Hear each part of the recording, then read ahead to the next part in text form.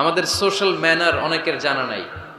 Social manner, কোথায় কি করতে হয়, কিভাবে কি করতে হয়, আমরা এগুলো জানি না।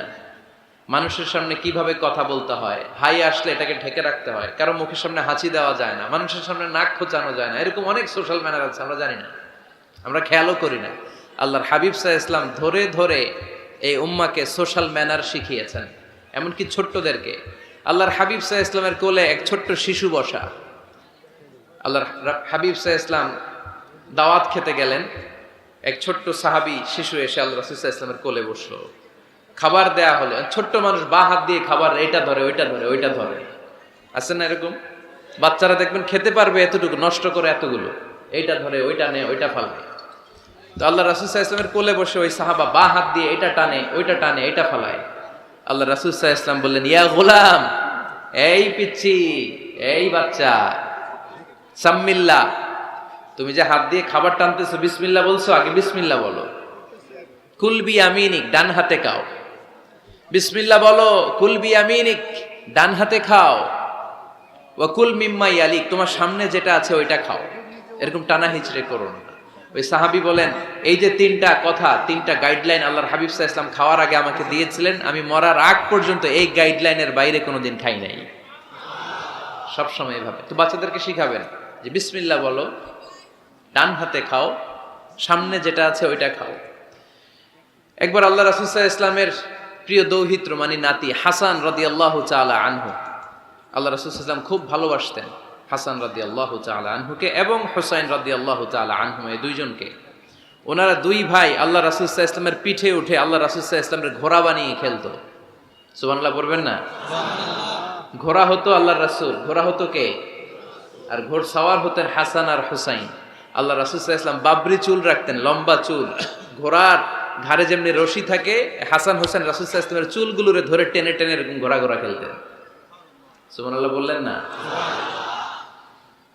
তো হাসান রাদিয়াল্লাহু তাআলা আনহু একবার যাকাতের খেজুরের স্তূপ ছিল, উনি যে ছোট্ট মানুষ, খাবার দেখলেই তো ছোট্ট বাচ্চারা খেতে আরম্ভ করে, এটা কি নিজের খাবার, হালাল না হারাম এগুলো তো খেয়াল করে না।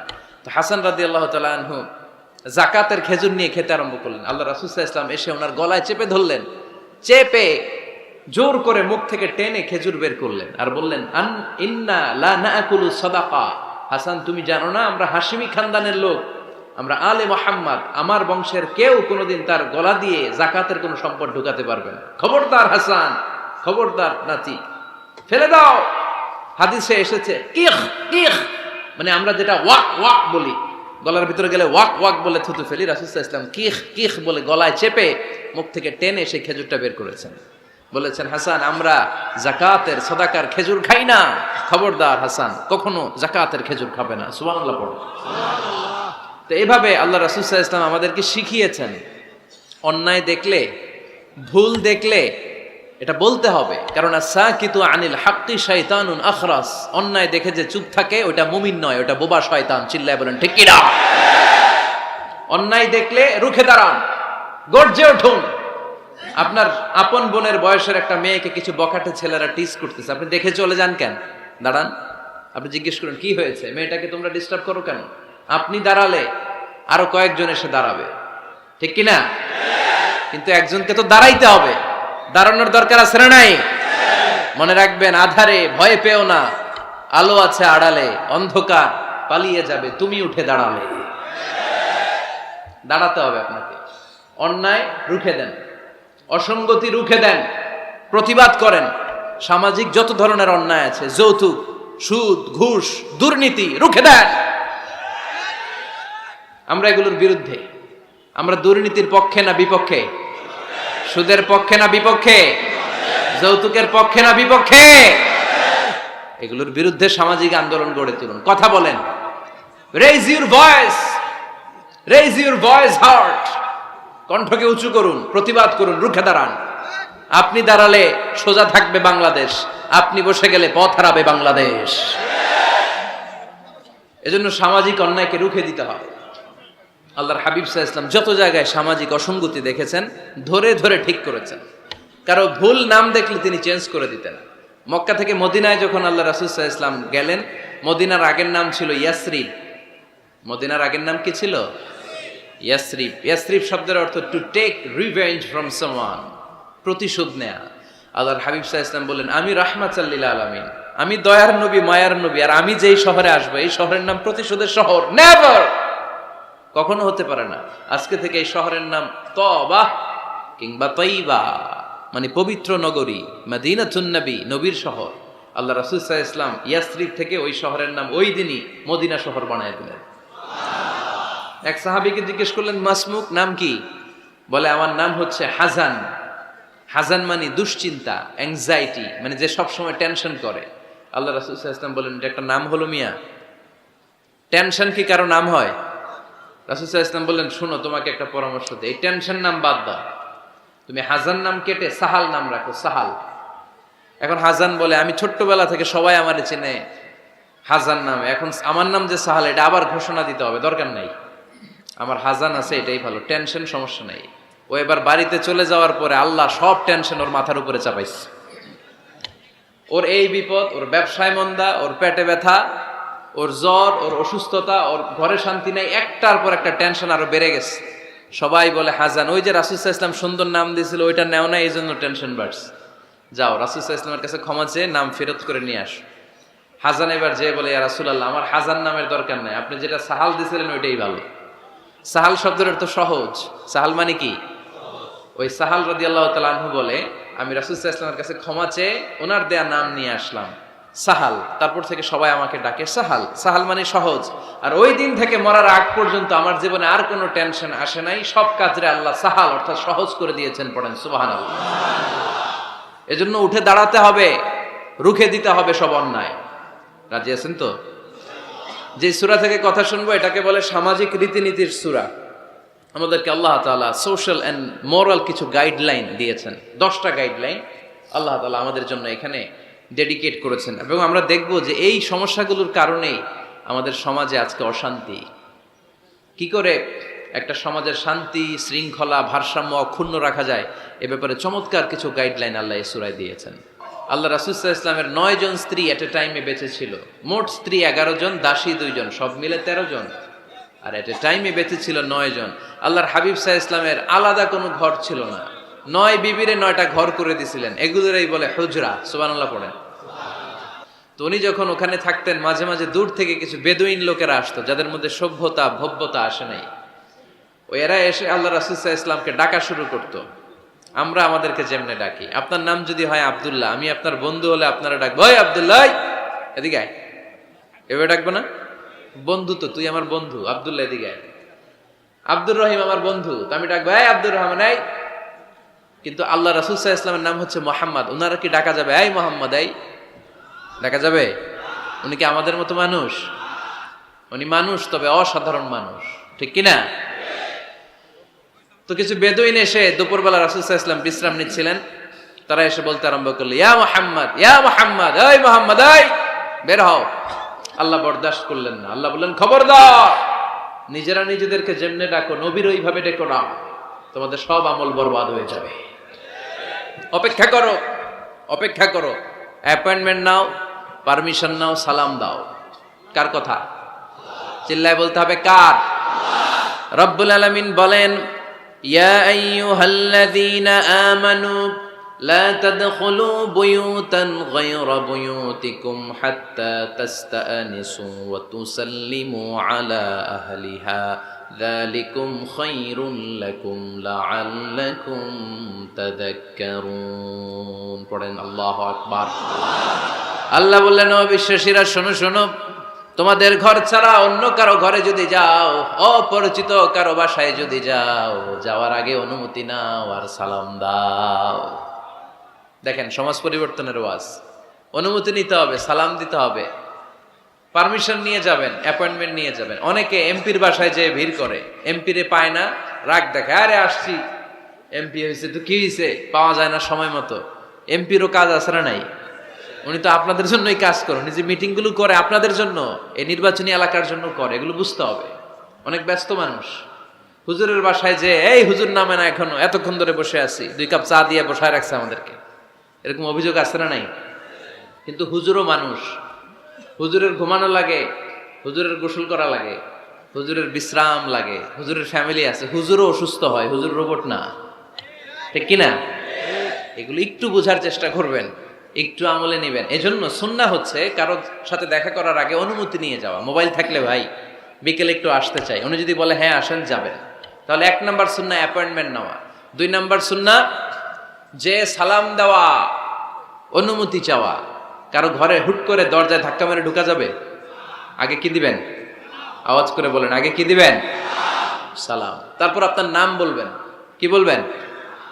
আল্লাহর হাবিব সাল্লাল্লাহু আলাইহি ওয়াসাল্লাম ওনার ঘরে বসা, এক সাহাবী এসে দরজার মধ্যে কাড়া নাড়লেন। আল্লাহর হাবিব সাল্লাল্লাহু আলাইহি ওয়াসাল্লাম বললেন, মান্দা, কে দরজায় কাড়া নাড়ে? সাহাবী বললেন, আনা, আমি। বিশ্বনবী বললেন, মান আনতা, তুমি কে? সাহাবী কয়, আনা আনা। আরে নবী, আমি। রাসূল সাল্লাল্লাহু আলাইহি ওয়াসাল্লাম, কিসের আনা আনা? নাম বলো মিয়া। আনা আনা কান্নাহু কারিহাহা।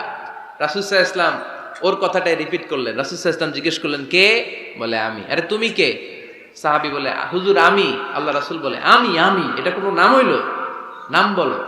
আল্লাহ রাসূল সাল্লাল্লাহু আলাইহি ওয়াসাল্লাম রেগে গিয়ে 2 বার বললেন, আমি। তা আমি বললেন না, আবার নামটা বলবেন। আমি কোনো নাম হইল? তো সাহাবী বললেন, আমি। রাসূল সাল্লাল্লাহু আলাইহি ওয়াসাল্লাম বললেন, না, আমি তোমার নাম না, তোমার নাম বলবে। তাহলে কারোর সাথে দেখা করতে গেলে প্রথম কাজ হচ্ছে অ্যাপয়েন্টমেন্ট নেওয়া, 2 নাম্বার অনুমতি চাওয়া, দরজায় নক করে সালাম দেওয়া, আর নাম বলা। রাজি আছেন?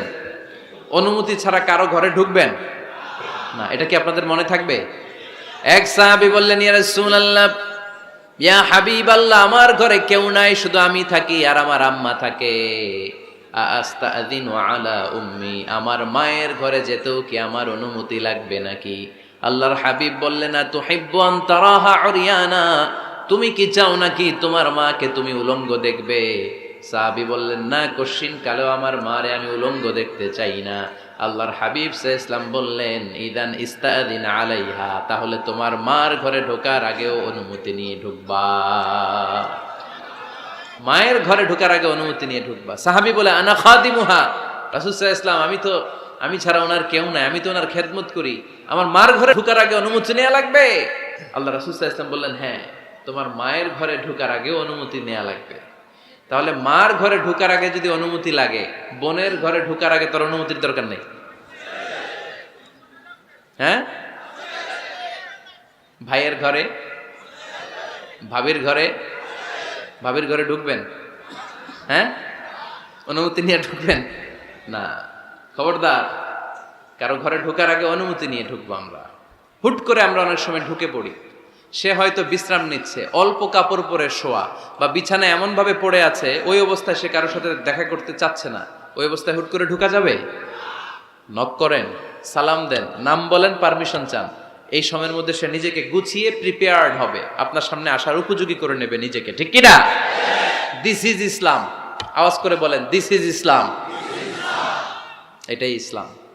শুধু লম্বা দাড়ি রাখাই ইসলাম না, শুধু নামাজ পড়তে পড়তে কপালে দাগ ফেলানো ইসলাম না। কারো ঘরে ঢোকার আগে অনুমতি নিয়ে যাওয়ার নাম ইসলাম। কথা বুঝতে পেরেছেন? তাহলে কারো ঘরে ঢোকার আগে পারমিশন নিব, সালাম দিব। হুট করে আজ থেকে কারো ঘরে ঢুকবো না। ইনশাআল্লাহ পড়বেন না? রব্বুল আলামিন এই সূরাটা শুরু করলেন ঈমানদারদেরকে ডেকে। এই সূরার মধ্যে রব্বুল আলামিন 5 বার ঈমানদারদেরকে ডাক দিয়েছেন, আর একবার গোটা বিশ্বের সব মানুষদেরকে ডাক দিয়েছেন। পড়েন সুবহানাল্লাহ।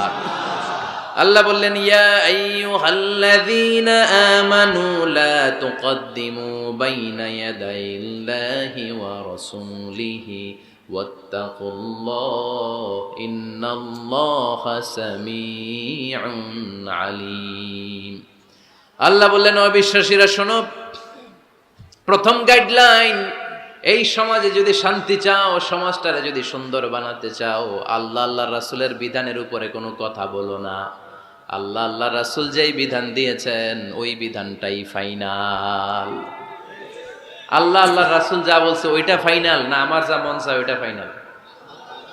কারটা ফাইনাল? আল্লাহ রাসূলেরটা ফাইনাল। কোন বিশ্বাসী নারী, কোন বিশ্বাসী পুরুষ আল্লাহর বিধান চলে আসার পরে মন গড়া কোনো কাজ করতে পারে নাকি?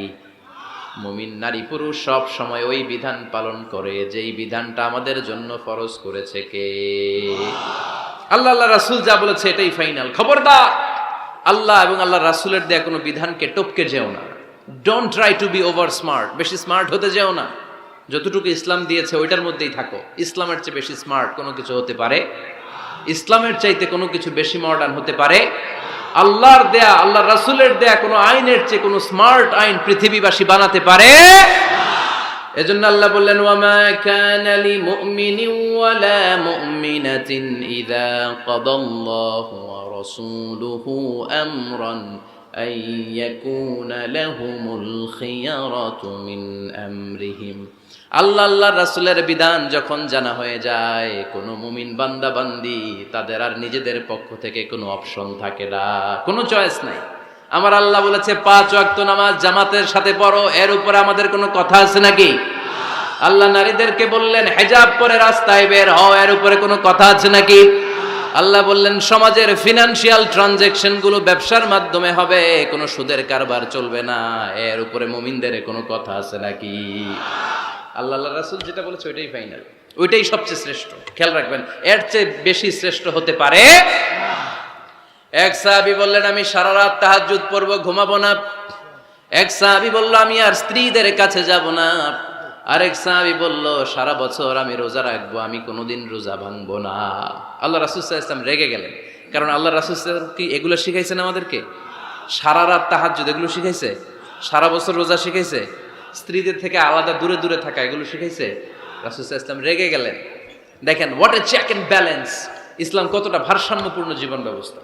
আল্লাহ রাসূল সাল্লাল্লাহু আলাইহি ওয়াসাল্লাম ডেকে বলেন, কার এত সাহস যে বলেছে সারা রাত তাহাজ্জুদ পড়বে? কই, আমি নবী তো সারা রাত তাহাজ্জুদ পড়ি না, আমি নবী তো তাহাজ্জুদও পড়ি আবার ঘুমাই, তো আমি ঘুমাইয়া আল্লাহর এত বড় প্রিয় বান্দা হতে পারি, তোমার সমস্যা কোথায়? আমি নবী হয়ে 11 জন স্ত্রীর সাথে মেলামেশা করতে পারি, তোমার মিশতে সমস্যা কোথায়? আমি নবী রোজা রাখি, আবার মাঝে মাঝে রোজা রাখি না, দিনের বেলা খাই, এভাবে মানতে তোমার সমস্যা কোথায়? ইন্নী লা আখশাকুম লিল্লাহি ওয়া আতকাকুম লাহু, আমি নবী সবার চাইতে বেশি আল্লাহরে চিনি, আমার নবীর চাইতে আল্লাহরে বেশি কেউ চিনে? আরে নবী তো আমাদেরকে আল্লাহকে চিনিয়ে দিয়েছে, চিল্লায় বলেন ঠিক কি না? আমার নবীর চাইতে কেউ বেশি বুজুর্গ হতে পারবে না, আমার রাসূলের চাইতে কেউ বেশি আল্লাহওয়ালা হতে পারবে?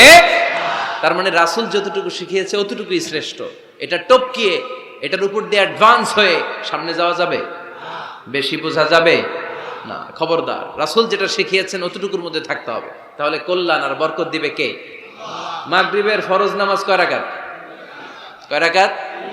কেউ যদি বলে আমি অনেক বড় আল্লাহর ওলি, আমি 5 রাকাত পড়বো সওয়াব বেশির জন্য, হ্যাঁ কি কয় হবে না? 5 রাকাত তো, সেজদা কয়েকটা বেশি আছে এটার মধ্যে, রুকু কয়েকটা বেশি, কষ্টও বেশি, হবে?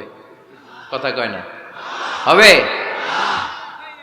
রমাদানের 30 দিন রোজা রাখা ফরজ, আপনি যদি বলেন না রমজানে না রেখে এটা আমি শাবান, জুলকাদ, জুলহাজ 3 মাস টানা 90 দিন রেখে দিব, বেশি রাখবো আমি, হবে? হবে? কারণ বেশি বুঝছে। কারণ কি? আল্লাহ রাসূলের চাইতে বেশি বোঝা যাবে, আল্লাহ রাসূলের চাইতে বেশি বুজুর্গ সাজা যাবে। খবরদার, never be advanced from Allah and his রাসূল। আল্লাহ এবং আল্লাহ রাসূলের চাইতে আমরা অ্যাডভান্স হব না। আল্লাহ আল্লাহ রাসূল যা দিয়েছেন ওইটাই ফাইনাল। ওইটা কি ফাইনাল? আওয়াজ করে বলেন ওইটা কি? তাহলে সামাজিক সুখ সম্প্রীতির প্রধান মাধ্যম হচ্ছে আল্লাহ আল্লাহ রাসূল যা বলেছে এটাই আমরা মানব, এর উপর আমরা কোনো কথা বলতে চাই? এরপর আল্লাহ ঈমানদারদেরকে আবার ডাক দিলেন, বললেন ইয়া আইয়ুহাল্লাযীনা আমানু লা তারফাউ আসওয়াতাকুম ফাওকা সাওতিন নবী, ও বিশ্বাসীরা খবরদার, আমার নবীর কণ্ঠের চাইতে তোমাদের কণ্ঠ বড় করো না। ঘোষণাটা কার? কারণ সাহাবারা আল্লাহ রাসূল সাল্লাল্লাহু আলাইহি ওয়াসাল্লামের চারদিকে এরকম ঘিরে বসে থাকতো, এজন্য সাহাবাদেরকে উদ্দেশ্য করে আল্লাহ বললেন আমার নবীর গলার সাউন্ড যতটুকু তোমাদের সাউন্ড থাকবে অতটুকু বা অতটুকুর চেয়ে কম, এর চেয়ে বড় হওয়া যাবে? তাহলে বেয়াদবি হয়ে যাবে। তাহলে কি হয়ে যাবে? বনু তামিম গোত্রের নেতা কে হবে? আল্লাহর হাবিব সাল্লাল্লাহু আলাইহি ওয়াসাল্লাম পরামর্শ করছিলেন। আবু বকর রাদিয়াল্লাহু তাআলা আনহু বললেন আমার মনে হয় এই লোকটা হইলে ভালো হয়। ওমরে ফারুক বলেন না, উনি না, আমার মতে এই লোকটা হইলে ভালো। সাইয়েদনা আবু বকর বললেন আরে না ওমর, তুমি বুঝো না, আমি যার কথা বলেছি সে হলে সবচেয়ে ভালো, তার মধ্যে নেতৃত্বের গুণ আছে। সাইয়েদনা ওমর ফারুক বলেন, না আপনি বোঝেন নাই, আপনার চেয়ে আমি ভালো বুঝছি, আমি যারে বলেছি সেই হবে নেতা। তর্ক আছে না নাই? এই তর্ক, কথার নাম কথা, কথার পিঠে কথা করতে করতে করতে করতে ওনাদের মধ্যে একটু ঝগড়ার একটা ভাব। বিশ্বনবী বসা, এই ঝগড়া করতে করতে সাউন্ড বড় হয়ে গেছে, এই উনি হবে, উনি বলে না উনি হবে। বিশ্বনবীর কণ্ঠের চাইতে কণ্ঠ উঁচু হয়ে গেল, আরশের উপর থেকে একটা ধমক দিলেন কে? আল্লাহ বললেন, খবরদার লা তারফাউ আসওয়াতাকুম ফাওকা সাউতিন নবী, নবীর কণ্ঠের চাইতে কণ্ঠ উঁচু করো না। ওয়ালা তাজহারু লাহু বিল কওলি কাজহারি বা'দিকুম লিবা'দ আন তাহবাতা আমালুকুম ওয়া আনতুম লা তাশউরুন। নবীর কণ্ঠের চাইতে তোমাদের কণ্ঠ যদি উঁচু হয়ে যায়, তোমাদের সব নেক আমলগুলো আমি আল্লাহ বাতিল করে দেব। ধমকটা ছোট না বড়? ছোট না বড়? মনোযোগ আছে আপনাদের? যদি নবীর কণ্ঠের চাইতে তোমাদের কণ্ঠ বড় হয়, জীবনে যত ইবাদত করছো সব বাতিল। নামাজগুলা বাতিল, কাজে আসবে না। হজ করছো বাতিল, রোজা রেখেছো বাতিল, সব বাতিল। বেয়াদবি করেছো নবীর সাথে, চিল্লায় বলেন ঠিক কিনা? নবীর কণ্ঠের চাইতে নিচু হতে হবে কণ্ঠ। এই আয়াত আসার পরে সাহাবারা তো এমন ভয় পেলেন, এবার নবীর কাছেই কেউ আসে না। সুবহানাল্লাহ কইবেন না? ভয়ে আসে না, ভয়ে না জানি আমার কণ্ঠ আবার নবীর কণ্ঠের চাইতে উঁচু হয়ে যায়। ওমরে ফারুক রাদিয়াল্লাহু তাআলা আনহু ডানে ঘুরে বায়ে ঘুরে কাছে আসে না। আবু বকর রাদিয়াল্লাহু তাআলা আনহু ডানে ঘুরে বায়ে ঘুরে কাছে আসে না। আল্লাহর হাবিব ওমরে ফারুককে ডাক দিলেন, এই ওমর সামনে আসো, এদিকে আসো। ওমরে ফারুক আসলেন, কিন্তু ওমরে ফারুক এত আস্তে আস্তে কথা বলেন, বিশ্বনবী ওমরে ফারুকের কথা কানে শোনে না। সুবহানাল্লাহ নাই? এত আস্তে আস্তে ওমরে ফারুক কথা বলেন, বিশ্বনবী শুনতে পান না। ওমর কি বললা, একটু জোরে বলো না। ওমরে ফারুক একটু জোরে বললেন, তাও শুনেন না। বিশ্বনবী বললেন, আরেকটু সাউন্ড বড় করে বলো, আমি তো শুনি না, জোরে বলো। ভয়, কারণ কণ্ঠ যদি উঁচু হয়ে যায় আমার নবীর কণ্ঠের চাইতে, জীবনের সব ইবাদত শেষ। এজন্য কথা কওয়ার দরকার নেই, ইবাদতগুলো ঠিকঠাক আওয়াজ করে পড়তে হবে আল্লাহু আকবার। তাহলে 2 নাম্বার গাইডলাইন, লা তারফাউ আসওয়াতাকুম ফাওকা সাউতিন নবী, নবীর কণ্ঠের চাইতে কণ্ঠ উঁচু করো না। আপনারা হজ উমরা করেছেন কে কে দেখি? মাশাআল্লাহ, হাত নামান। যারা আমরা করি নাই, আমরা আল্লাহর কাছে কামনা করি, আল্লাহ আমাদেরকেও তুমি যাওয়ার তৌফিক দাও। আমিন। আমরাও যেন আমার নবীর কবরের সামনে দাঁড়িয়ে নবীরে সালাম পড়তে পারি, তৌফিক দাও। আমিন। আমরাও যেন রাউদাতুম মিন রিয়াদিল জান্নাহে ঢুকে 2 রাকাত নামাজ পড়তে পারি, তৌফিক দাও। আমিন। তোমার ঘরটা যেন তাওয়াফ করতে পারি, তৌফিক দাও। আমিন। মক্কা মদিনার ঐতিহাসিক জায়গাগুলো যেন দেখে হৃদয়টারে ঠান্ডা করতে পারি, আল্লাহ তৌফিক দাও। আমিন। তো যারা গিয়েছেন তারা জানেন, মসজিদে নববীতে নামাজের পরে আপনারা যখন পূর্ব দিকে, প্রথম কাতারের পূর্ব দিকে সবাই লাইন ধরে যেতে যেতে প্রথমে বাম দিকে পরে রাউদাতুম মিন রিয়াদিল জান্নাহ, জান্নাতের বাগান সমূহ থেকে একটা বাগান। পুরো মসজিদে নববীর কার্পেটের এক কালার, ওই রাউদাতুম মিন রিয়াদিল জান্নাহর কার্পেটের আরেক কালার। আল্লাহ রাসূল সাল্লাল্লাহু আলাইহি ওয়াসাল্লামের ঘর আর মিম্বার এতটুকু জায়গাকে অন্য কালারের কার্পেট দেয়া হয়েছে। এটা দুনিয়ার বুকে জান্নাতের টুকরার মধ্যে থেকে একটা টুকরা। কোন সুবহানাল্লাহ। হাজিরা খুব ভিড় করে ওইখানে নামাজ পড়ার জন্য। এটা বাম দিকে পাবেন। এরপরে যেতে যেতে কিছু দূর যাওয়ার পরেই বাঁ দিকে পাবেন বিশ্বনবী সাল্লাল্লাহু আলাইহি ওয়াসাল্লামের কবর, আল কবর আশ শরীফ। আমার নবী এখানে শুয়ে আছে। যেই নবীর কথা আজীবন ওয়াজে শুনলেন, যেই নবীরে নামাজের তাশাহুদে বসে সালাতু সালাম পড়ে শোনা, যে নবীর জন্য দেহের তাজা রক্ত আমরা বিলিয়ে দিতে রাজি, ওই নবীর কবরের সামনে যে যখন দাঁড়াবেন আর ভাববেন আমার আর নবীর থেকে ব্যবধান 5-6 হাত, এইখানে আমার নবী শুয়ে আছে, এইখানে আমি, আপনি কি ধৈর্য ধারণ করতে পারবেন? কথা বলেন, নিজেকে সামলে রাখতে পারবেন? আমার নবীর কোন উম্মত প্রথম যখন উমরা করতে যায়, হজ করতে যায়, নবীর কবরের সামনে দাঁড়িয়ে নিজেকে সামলে রাখতে পারে না, চিৎকার দিয়ে কান্না আসে, চোখ দিয়ে ধা ধা করে অশ্রু ঝরে। যেই নবীর ভালোবাসা আমার হৃদয়ের মধ্যখানে, আমার নবী নাকি শোয়া আছে এই জায়গায় আমার নবী শোয়া। সহ্য হয় না, বুক ফেটে চিৎকার আসে, কিন্তু চিৎকার দেয়া যায় না। কারণ যে আয়াতের তাফসীর আপনাদেরকে শোনাচ্ছি, এই আয়াতটা বিশ্বনবীর কবরের উপরে লেখা। লা তারফাউ আসওয়াতাকুম ফাওকা সাউতিন নবী, তুমি নবীর দরবারে এসেছো, এখানে বড় গলায় আওয়াজ করে কোনো কথা বলা যাবে না। চিল্লায় বলেন ঠিক কি না? এই আয়াতটা আজও লেখা নবীর কবরের উপর। লা তারফাউ আসওয়াতাকুম ফাওকা সাউতিন নবী, এটা নবীর দরবার, এখানে চিৎকার চেঁচামেচি করে দুরূদ পড়া যাবে না, লাফালাফি করা যাবে না। ভদ্রভাবে আন্তরিকতার সাথে বিনয়ের সাথে নবীরে সালাম দিতে হবে। সুবহানাল্লাহ পড়েন। আল্লাহ রাসূল সাল্লাল্লাহু আলাইহি ওয়াসাল্লাম আমাদের থেকে বিদায় নিলেন, কিন্তু এই আয়াতের হুকুম আজও আছে না নাই? অনুরূপভাবে যারা আমাদের উস্তাজ, মা বাবা, আধ্যাত্মিক নেতা, ধর্মীয় গুরু, ইসলামী আন্দোলনের নেতা, তাদের সামনেও উচ্চবাচ্য করে আওয়াজ করা যাবে, তাদের সাথে ভদ্র ভাষায় কথা বলার দরকার আছে না নাই? তাহলে দুইটা গাইডলাইন আমরা পেলাম। প্রথম গাইডলাইন হচ্ছে আল্লাহ রাসূল যা বলেছে এটাই ফাইনাল। এটাই কি? কথা বোঝে নাই? আল্লাহ রাসূল যা দিয়েছে সেটা কি ফাইনাল। আর দুই নাম্বার হচ্ছে নবীর কণ্ঠের চাইতে কণ্ঠ উঁচু করা যাবে? যাবে না। তিন নম্বরে আল্লাহ মুমিনদেরকে আবার ডাক দিলেন, বললেন ইয়া আইয়ুহাল্লাযীনা আমানু ইন জাআকুম ফাসিকুম বিনাবাইন ফাতাবায়ানু। কেউ যদি তোমাদের কাছে কোনো সংবাদ নিয়ে আসে, সংবাদটা বিশ্বাস করার আগে যাচাই করে নাও। আদেশটা কার? জোরে বলেন। আমরা কিছু শুনলেই বিশ্বাস করি, এরকম আছে না নাই? যা শোনে তাই বিশ্বাস করে, এরকম করা যাবে? তো কি করবেন তাইলে? হ্যাঁ, কি করতে হবে? ঠিক না বে ঠিক? হ্যাঁ, ঘটনাটা ঠিক না বে ঠিক, এটা আমাদেরকে যাচাই করতে হবে। You have to justify the news, you have to verify the report. Whatever you found in social media or Facebook, don't share. Think twice before you share, man. Share করার আগে দুইবার ভাববেন যে শেয়ার করব কি করব না। একটা কিছু পাইলেই শেয়ার মেরে দেয়। সে দিচ্ছে শেয়ার, তার বন্ধু দেয় শেয়ার, পুরা ফেসবুকের মধ্যে মারামারি আছে না নাই? আসলে এরকম কিছু ঘটেই নাই, আছে না নাই? খবরদার, আমরা খুব খুব বেশি পছন্দ করি এই রুমর, গুজব ছড়ানোর জন্য বাংলাদেশের পৃথিবীতে এক নাম্বার। আমাদের চেয়ে কেউ বেশি গুজব ছড়াতে পারে? আমরা কি গুজব মানবো? গুজব এটারে আজকে আমরা নো বলে দিব। নো। কি বলবেন? এত আস্তে? গুজবকে আমরা কি বলবো? নো। গুজবে কান দিবেন না। প্রায় দেখবেন সোশ্যাল মিডিয়াতে অমুক নেতার গোপন ভিডিও ফাঁস। তো অমুক নেতার গোপন ভিডিও ফাঁস হয়েছে, আপনার কি সমস্যা? আপনার এত ভালো লাগে কেন? আপনার ভিডিও তো কয়দিন পরে ফাঁস হবে, তখন আপনি কি করবেন? এই সমস্ত আজে বাজে কাজে যাবেন না। অমুক নেতার কি ফাঁস হয়েছে, কি গোপন ভিডিও, কি স্ক্যান্ডাল, এগুলো নিয়ে কখনো মুমিনদের মাথা ব্যথা থাকতে পারে? মুমিন চাইলেই যে কোনো জিনিস শেয়ার দিতে পারে না। আপনি লা ইলাহা পড়েছেন, এই লা ইলাহা যেন তেন কোনো বাণী নয়।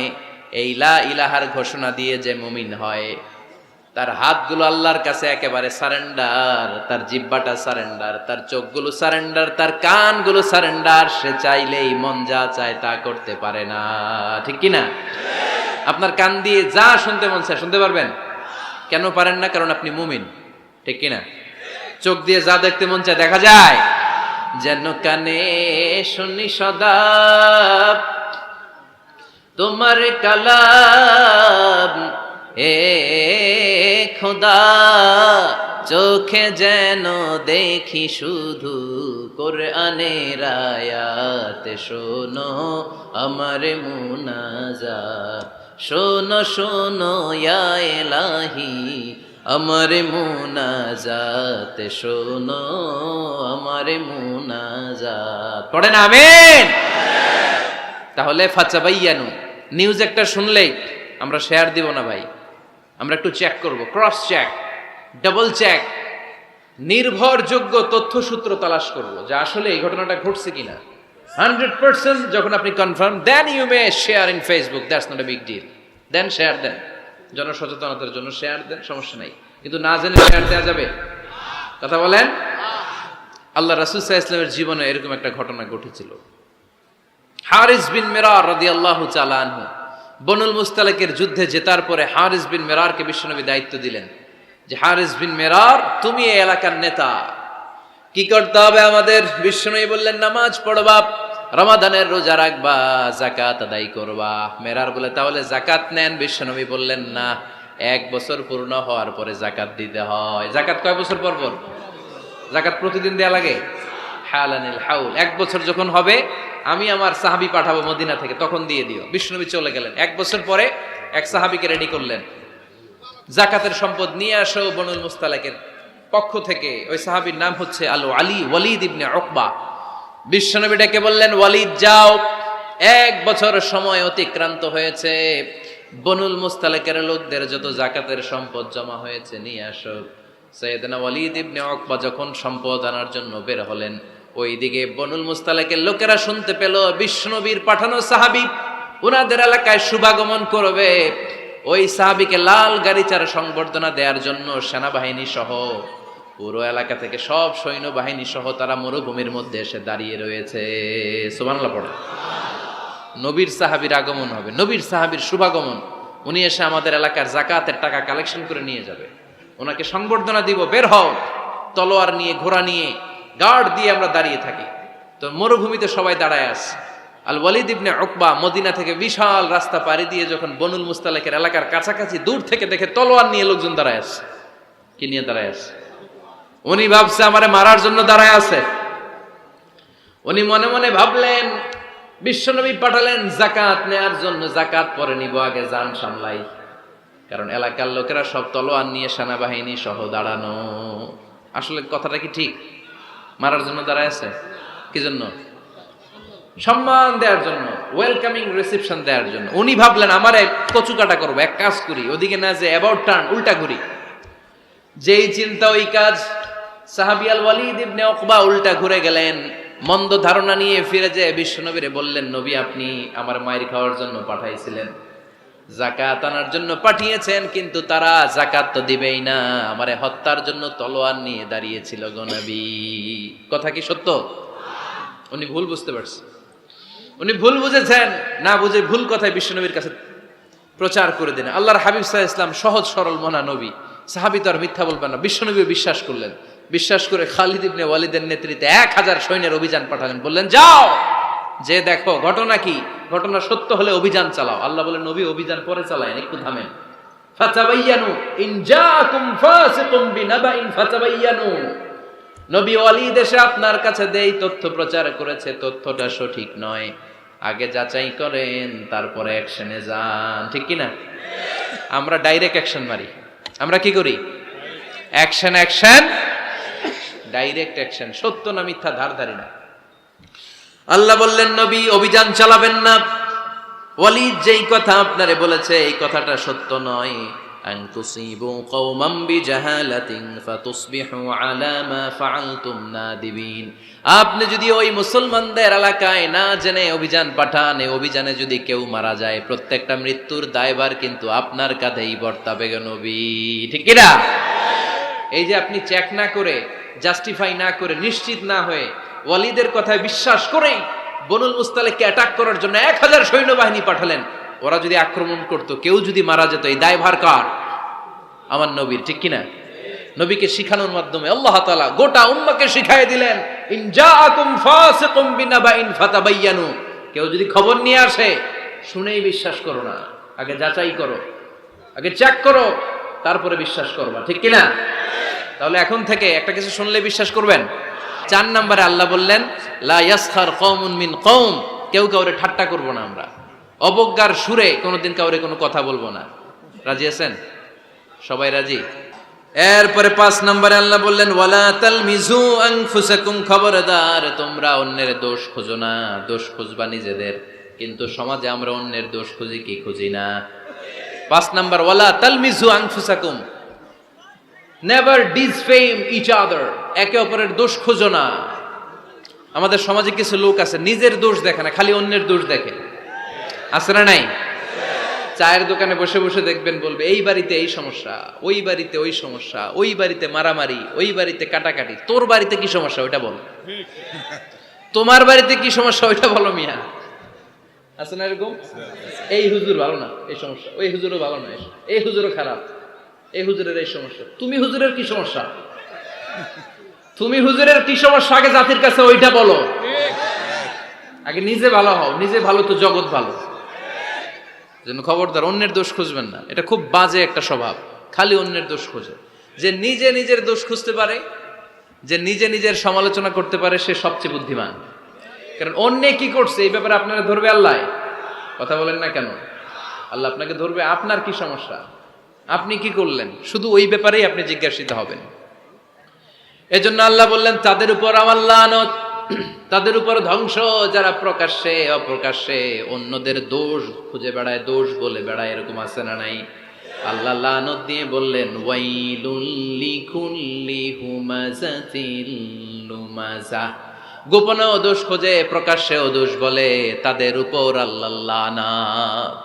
হুমাযাতিল লুমাযা, এই লুমাযা শব্দ থেকে আল্লাহ এনেছেন ওয়ালা তালমিযু আনফুসাকুম, একে অপরের দোষ খোঁজো না, নিজের দোষ খোঁজো, সেই সবচেয়ে বুদ্ধিমান। তাহলে আমরা আত্মসমালোচনা করব। কি করব? খেয়াল রাখবেন, সবচেয়ে খারাপ হচ্ছে সমালোচনা। সবচেয়ে খারাপ কি? তারপর কিছুটা ভালো যেটা, সেটা হচ্ছে আলোচনা। সেটা কি? আলোচনা। সবচেয়ে ভালো হচ্ছে আত্মসমালোচনা। সবচেয়ে ভালো কি? তাহলে তিনটা বললাম। এক হচ্ছে সমালোচনা, আমরা করব না, আমরা করব আলোচনা, আর সবচেয়ে বেশি করব আত্মসমালোচনা, সেলফ ক্রিটিসিজম। রাতে ঘুমানোর আগে একটু ভাববেন কি কি ভুল করলাম, কাকে কাকে কষ্ট দিলাম, কি কি অন্যায় আজকে আমার দ্বারা হলো, কালকের দিনটা যেন আমার আজকের দিনের চেয়ে ভালো হয়। নিজের সাথে নিজের এরকম বোঝাপড়ার দরকার আছে না নাই? আমরা যেন আত্মসমালোচনা করি ফরিদপুরের ভাইয়েরা, অন্যের দোষ যেন না খুঁজি। Small people talk about people, যারা নিচু মনের মানুষ এরা শুধু মানুষের দোষ খুঁজে বেড়ায়, মানুষ নিয়ে কথা কয়, এই মানুষ, এই মানুষের সমস্যা, এই সমস্যা। Average people talk about things and story and the incidents. যারা মাঝারি মনের মানুষ তারা বিভিন্ন ঘটনা নিয়ে কথা বলে, বিভিন্ন বিষয় নিয়ে কথা বলে। আর গ্রেট পিপল, যারা মহামানুষ, দে টক অ্যাবাউট আইডিয়াস, তারা নতুন নতুন আইডিয়া নিয়ে কথা বলে। এই আইডিয়া সমাজে অ্যাপ্লাই করলে, ইমপ্লিমেন্ট করলে সমাজটা বদলে যাবে। এই আইডিয়া এখানে সেট করলে এখানে কল্যাণ হবে। বড় মনের মানুষরা আইডিয়া নিয়ে কথা বলে। এখন দ্য ডিসিশন ইজ ইয়ার্স, সিদ্ধান্ত আপনার। আপনি কি ছোট মনের মানুষ হবেন না বড় মনের মানুষ হবেন? অন্যরে নিয়ে আমার কোনো টেনশনের দরকার নেই। আরে আমি জান্নাতি না জাহান্নামী, এই টেনশনে তো ঘুম আসে না আমার। আমার কি অবস্থা হবে আমি জানি না। আমি আরেকজনের দোষ খুঁজি, আমি আরেকজনের বদনাম বলি, আমি আরেকজনের পিছু লেগে থাকি। খবরদার, বিশ্বাসী বলে যারা দাবি করে তারা কখনো অন্যের পিছু লাগতে পারে। খেয়াল রাখবেন, কেউ যদি পিছু লেগে থাকে ও আজীবন পিছেই থাকবে। পিছু লাগা মানে কি? ও সামনে না আমি সামনে? কথা বুঝে নাই বোধহয়। কেউ যদি আমার পিছু লাগে, ও সামনে না আমি সামনে? আমি সামনেই থাকবো, ও পিছনেই থাকবে। কথা বুঝতে পেরেছেন? খবরদার, পিছু লাগবো না কারো, কারণ কারো পিছু লাগলে আমি পিছনে পড়ে যাব। কারো দোষ খুঁজবো না, নিজের দোষ খুঁজবো। আমার কি সমস্যা, আমার কি ইমপ্রুভ করা দরকার, আমার কি ডেভেলপ করা দরকার, আমি নিজেকে কিভাবে সাজাতে পারি, এই নিয়ে থাকবে আমার টেনশন। আল্লাহর দেয়া আমাদের জন্য সবচেয়ে বড় উপহার হচ্ছে সময়। আল্লাহ আপনারা এত কিছু দিয়েছে, এর মধ্যে সবচেয়ে দামি কোন জিনিসটা দিয়েছে জানেন? সময়। কি দিয়েছেন? আমাদের জীবনের এই সবচেয়ে দামি জিনিসটা, এই সময়টা আমরা অন্যের পিছনে লাগাই ফেলি। অন্যের দোষ খুঁজতে খুঁজতে অন্যের এই সময়টা দিয়ে দিই, নিজের সময় নিজের কাজে লাগাতে পারি না, তাই না? এজন্য আমরা যেন অন্যের দোষ না খুঁজি, নিজের দোষ খুঁজি। ওয়ালা তালমিযু আনফুসাকুম, একে অপরের দোষ খুঁজো না। আদেশটা কার? আওয়াজ করে বলতে হবে, আদেশটা কার? এরপরে রব্বুল আলামিন বললেন ওয়ালা তানাবাযু বিল আলকাব, খবরদার খবরদার, কাউরে মন্দ নামে ডেকো না। প্রত্যেককে যে নামে ডাকলে সে খুশি হয় তাকে ওই নামে ডাকো। কোনো মন্দ নামে কখনো কাউরে ডাকা যাবে না। মন্দ নামে ডাকা যাবে না। সম্মানিত ভাইরা, কাউরে মন্দ নামে ডাকবেন? তার যেই নাম ওই নামে ডাকবেন। যে নামে সে নিজেকে ডাকলে পছন্দ করে তাকে ওই নামে ডাকবেন। মন্দ নামে কাউরে ডাকা যাবে না। এটা কবিরা গুনাহ। এটা কি গুনাহ? কবিরা গুনাহ। কারণ প্রত্যেকের নামটা প্রত্যেকের কাছে খুব প্রিয়, খুব আপন, খুব যত্নের, তাই না? ভাই আপনার নাম কি? উজ্জ্বল হোসেন। উজ্জ্বল নামে আরো মানুষ এই গ্রামে আছে না নাই? তা আপনার কাছে মনে হইতে পারে উজ্জ্বল নামটা তো খুব স্বাভাবিক একটা নাম। উজ্জ্বল, কত উজ্জ্বল আছে এলাকায়। আপনার কাছে এরকমই লাগে, কত উজ্জ্বল, কিন্তু ওনার কাছে উজ্জ্বল নামটা এরকম না। ওনার কাছে উজ্জ্বল নামটা স্পেশাল। উজ্জ্বল নামটা কি? স্পেশাল। কারণ এই নামে তাকে সবাই ডাকে, এই নামটা তার কাছে খুব আদরের, খুব যত্নের। হুজুর আপনার নাম কি? সুলাইমান ফারুকি। আপনার কাছে মনে হতে পারে আরে কত সুলাইমান তো জীবনে দেখছি, কত সুলাইমান আছে বাংলাদেশে, 10,000 সুলাইমান আছে না নাই? আছে।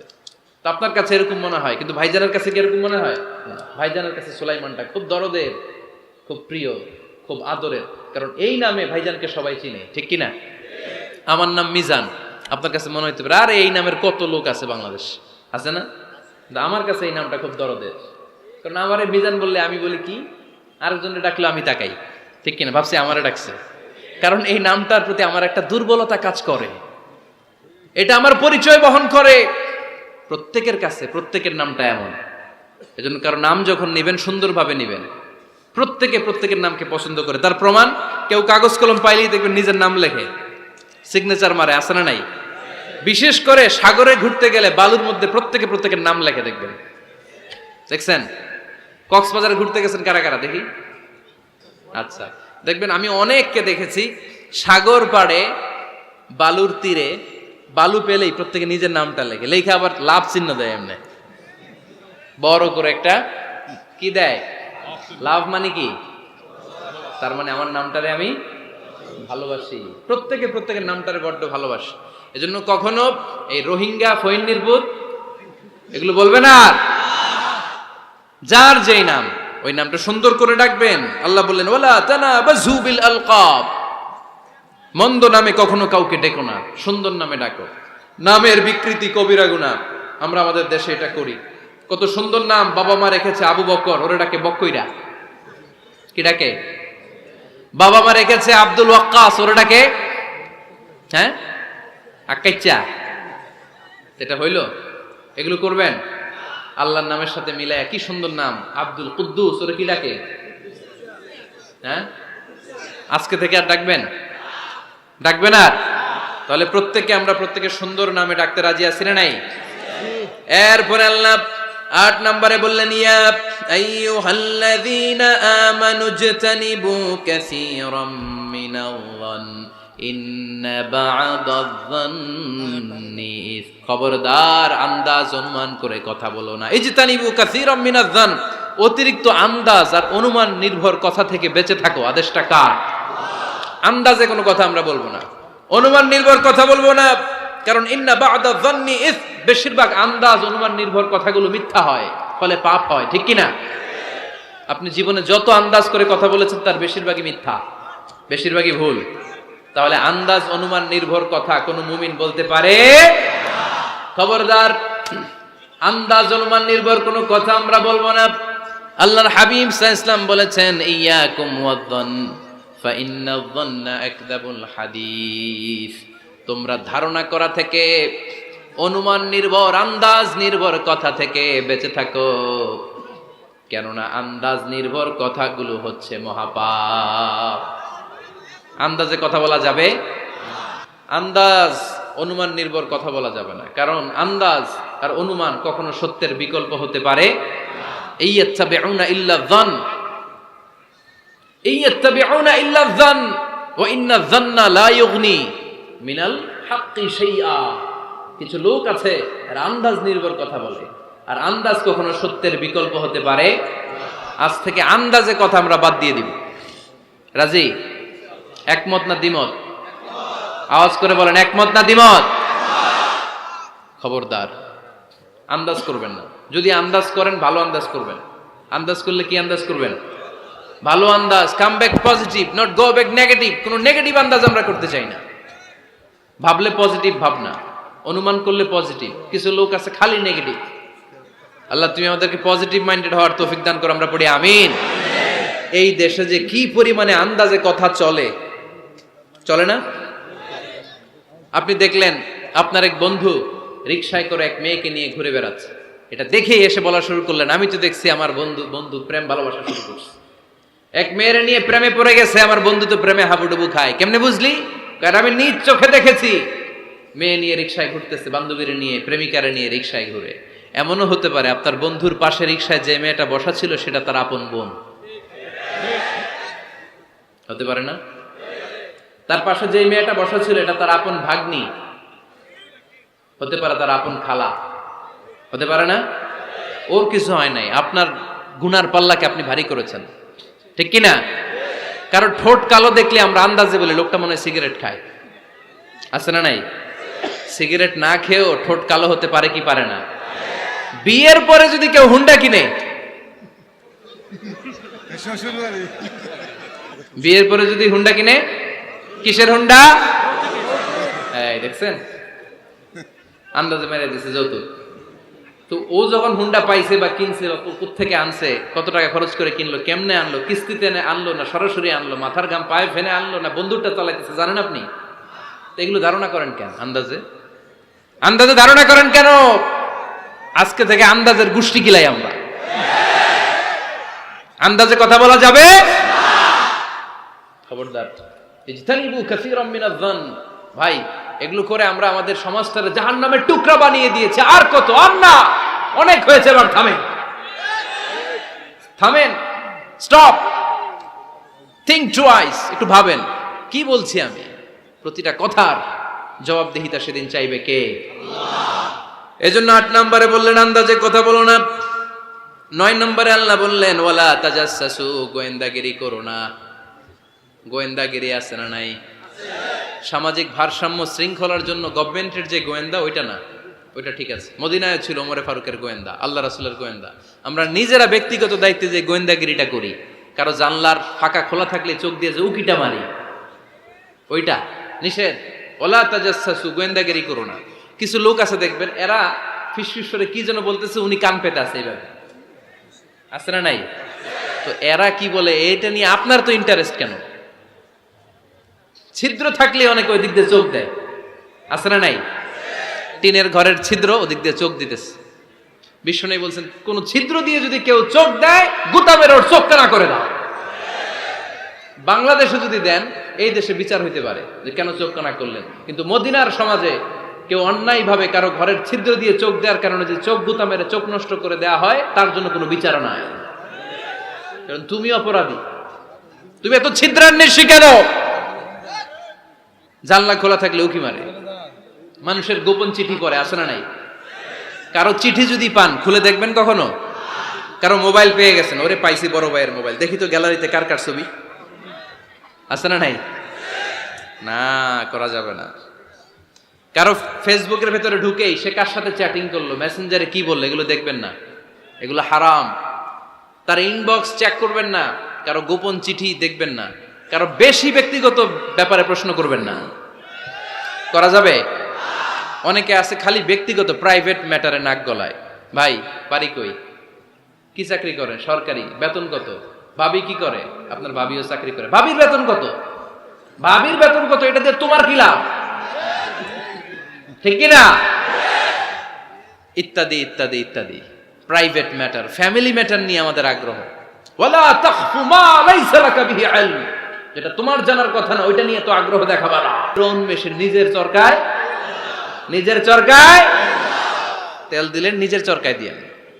অন্যকে নিয়ে এত আগ্রহ ভালো না, অন্যের পিছু লাগেন না। এই গোয়েন্দাগিরি থেকে আল্লাহ আমাদেরকে বাঁচাও। মানুষের প্রাইভেট ম্যাটার নিয়ে যেন আমাদের কিউরিসিটি না থাকে। Everyone has a privacy, a private own space, and no one should interfere someone own space, কারণ নিজের স্পেসে যে ইন্টারফেয়ার করা এটা হারাম। সব শেষে আল্লাহ বললেন ওয়ালা ইয়াগতাব বা'দুকুম বা'দা আইয়ুহিব্বু আহাদুকুম আন ইয়াকুলা লাহমা আখিহি মাইতান ফাকারিহতুম, খবরদার একে অপরের গীবত করো না। গীবত আছে, এটা একটা মহামারী। গীবত হচ্ছে মহামারী, বাংলাদেশের জাতীয় রোগ। আমি নাম দিয়েছি বাংলাদেশের জাতীয় শারীরিক রোগের নাম হচ্ছে ডায়াবেটিস, ঠিক কিনা? আর এই মানসিক সবচেয়ে বড় রোগ বাংলাদেশের হচ্ছে গীবাত। এটা হুজুর থেকে আরম্ভ করে, আলেম থেকে শুরু করে, সাধারণ মানুষ থেকে শুরু করে, নেতা নেত্রী থেকে শুরু করে 17 কোটি মানুষ খুব মজা পায়, রসগোল্লার চেয়ে মজা। আহা, আপনার ইবাদতগুলো দিয়ে দিচ্ছেন সব আরেকজনকে। যার ব্যাপারে আপনি গীবত করতেছেন, আপনার হজ কষ্ট করে মিনায় ধাক্কাধাক্কি করে যে হজটা করছেন, ধাক্কাধাক্কি করে হাজরা আসওয়াদের চুমুটা দিয়েছেন, আরাফাতের ময়দানে চোখের পানি যে কান্নাটা করেছেন, এই সব সবগুলো আপনি তার আমলনামায় তুলে দিয়েছেন। তার ব্যাপারে গীবত করে, চগলখুরি করে, তার কথা আরেকজনের কাছে লাগিয়ে, ওর কথা আরেকজনের কাছে লাগিয়ে, এই যে সমাজে গিরিঙ্গি লাগালেন আপনি, এই যে সামাজিক ভারসাম্য রক্ষা করলেন, আপনার সব ইবাদতগুলো আল্লাহ ভাগ করে ওদের আমলনামায় তুলে দিয়েছে। খবরদার, মরা ভাইয়ের গোশত খাওয়ার চেয়ে বড় অপরাধ। এই দেশে হালাল সিস্টেমে অনেকে গীবত করে এইভাবে, আমি আপনাদেরকে দেখাই। কথা শুরু করবে এইভাবে, কি যে অবস্থা সমাজের, বলাও যায় না, বললে তো গীবত হয়ে যায়। না বলেও পারি না, তাই না? এরকম বলে না অনেকে? বললে তো কি হয়ে যায়? হ্যাঁ, বললে যদি গীবত হয়ে যায় তাহলে স্টপ। এতটুকু যেহেতু বুঝেন যে বললে গীবত হয়ে যায়, তখন স্টপ। আওয়াজ করে বলেন, তখন স্টপ। মেরাজ রজনীতে বিশ্বনবী দেখলেন রিজালান, কিছু লোক, লাহুম আজফারুন মিন নুহাস, তামা দিয়ে তৈরি আঙ্গুল, এই আঙ্গুলগুলো দিয়ে তারা ইয়াখদাশুনা উজুহাহুম ওয়া সুদুরাহুম, নিজেদের লোহার আঙ্গুল দিয়ে, তামার আঙ্গুল দিয়ে নিজের গালের গোশত, নিজের বুকের গোশতগুলো টেনে টেনে ছিঁড়ে ছিঁড়ে খাচ্ছে। বিশ্বনবী বললেন, জিব্রাইল, মানহুম ইয়া জিব্রাইল, ও জিব্রাইল আমাকে তুমি বলো এরা কারা? সাইয়েদনা জিব্রাইল বললেন, হুম আহলুল গীবাতি মিন উম্মতিক, আপনার উম্মতের মধ্যে যারা দুনিয়ার বুকে গীবত করত এই লোকগুলো হলো তারা। চায়ের দোকানে এগুলো খুব চলে, এর কথা ওর কানে, ওর কথা এর কানে, এরকম একটা গিরিঙ্গি লাগায়, আছে না নাই? এগুলো করবেন? গীবত কাকে বলে? যিকরুকা আখাকা বিমা ইয়াকরাহ, সহিহ হাদিস। ভাইয়ের ব্যাপারে এমন কথা বলা যেটা শুনলে, তার অনুপস্থিতিতে এমন কোনো কথা বলা যেটা শুনলে সে মনে কষ্ট পাবে, বলবেন এগুলা? না, স্পেসিফিক কিছু কাজে বলতে পারেন। যেমন সমাজে কেউ দুর্নীতি করতেছে, খুব খারাপ কাজ করতেছে, সমাজটাকে শেষ করে দিচ্ছে, তার বিরুদ্ধে জনমত তৈরি করার জন্য বলতে পারেন। আপনি দেখলেন আপনার বন্ধুর ছেলে গাছের চিপায় লুকায় লুকায় সিগারেট খায়, আপনি আপনার বন্ধুকে যে বলতে পারেন তোমার ছেলের এই দশা, তোমার মেয়ের এই দশা, এগুলো তো গীবত হবে না। কিন্তু কারো ব্যাপারে কারো কান ভারী করার জন্য উল্টাপাল্টা কথা বলা যাবে? খবরদার। তাহলে গীবতকেও আমরা কি বলে দিলাম? এই 4-5 জন নো বলতে হবে, নো। গীবতকে আমরা কি বলবো? চগলখড়িকে কি বলবো? এগুলোর সাথে মুসলমানদের কোনো সম্পর্ক আছে?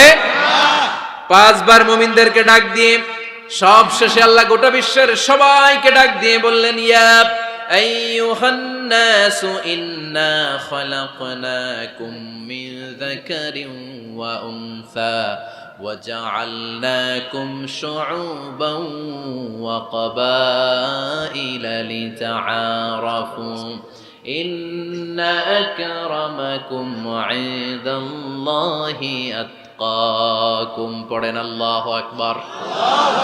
আল্লাহ বললেন, ও দুনিয়ার মানুষেরা শোনো শোনো, এতক্ষণ আমাদেরকে ডাক দিতেছিলেন, এতক্ষণ মুমিনদেরকে ডেকে ডেকে আল্লাহ বলছিলেন, ও বিশ্বাসীরা শোনো শোনো। এতে আল্লাহ ডেকে বললেন, ও গোটা দুনিয়ার মানবকুল শোনো শোনো, তোমাদের সবাইকে আমি এক নারী এক পুরুষ থেকে তৈরি করেছি। কয়জন নারী, কয়জন পুরুষ? ওই পুরুষটার নাম, নারীটার নাম। তাহলে আমাদের গোড়া এক, এই মানব সভ্যতার গোড়া একটা, শিকড় এক জায়গায়, ঠিক কিনা? সেই হিসাবে কোনো না কোনো ভাবে আমরা কেউ না কারো আত্মীয়, কোনো না কোনো ভাবে কেউ না কারো ভাই, ঠিক কিনা? যদি আপনি হিন্দু হন তারপরও আমার ভাই, কারণ আপনার বাবার নাম, হিন্দুর বাবার নাম আদম, খ্রিস্টানের বাবার নাম, নাস্তিকের বাবার নাম, আমরা যারা মুমিন আমাদের বাবার নাম, সবার বাবা এক, সবার বাবা এক, সবার মা এক, কোনো বিভেদ নাই। বিভেদের দেয়াল আমরা গেঁথেছি, বিভেদের প্রাচীর আমরা তৈরি করেছি, আমরা বানিয়েছি ধনী গরিব এটা 2 দল, এটা আল্লাহ বানাইছে। আমরা বানিয়েছি সাদা কালো 2 দল, শ্বেতাঙ্গ কৃষ্ণাঙ্গ 2 দল। আমরা বানিয়েছি আরব অনারব, আমরা বানিয়েছি পয়সাওয়ালা গরিব। আল্লাহর কাছে কোনো পার্থক্য আছে? আল্লাহ বললেন, ধনী বলো গরিব বলো, রাজা বলো ফকির বলো, সাদা বলো কালো বলো, আমি আল্লাহর দরবারে পার্থক্য নাই। আমি আল্লাহর কাছে যদি কেউ সেরা হতে চায়, তার অন্তরে লাগবে তাকওয়া, মানে আল্লাহর ভয়। যাদের হৃদয়ে আছে আল্লাহর ভয়, তারা কবু পথ ভুলে যায় না। আল্লাহর প্রেম ছাড়া এই দুনিয়ায় কারো কাছে কোনো কিছু চাই না। রাতের আধারে যারা সেজদাতে রয়, 2 চোখের শ্রুতে নদী যেন বয়।